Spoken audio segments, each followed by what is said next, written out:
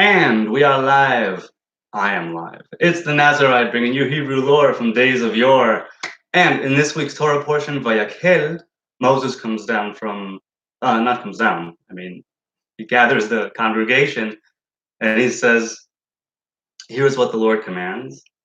He starts off with the Sabbath. He chooses two people, one from the tribe of Judah, one from the tribe of Dan, to be the chief architects.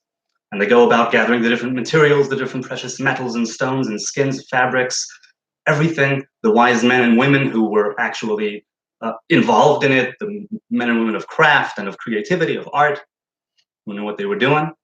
And then there is the copper. One of the precious metals that was brought forth is the copper. And it was used for different things. And one of the things that was said to be used for that, or rather one of the artifacts in the tabernacle, was a washing basin, which was to be made of copper. But what ended up being used is not exactly the copper that was brought in. The women of Israel brought in their mirrors, which were copper mirrors, I suppose. And Moses didn't want to accept it as a token, as an offering of to the temple, to the tabernacle. He said, this is our sages say that it was leyetzer hara, for the evil inclination, meaning since it has to do with them beautifying themselves. But God said, no, accept this token. Take it from them. It's my favorite thing of all.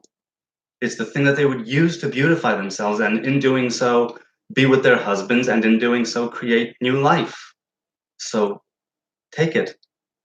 And it was used. And in next week's Torah portion, where we learned what the different materials were used for and how much they weighed, etc., we find that the copper that was brought in was used as bases for the pillars of the tabernacle when it was erect, but the washing basin that was to be built was not made from that copper.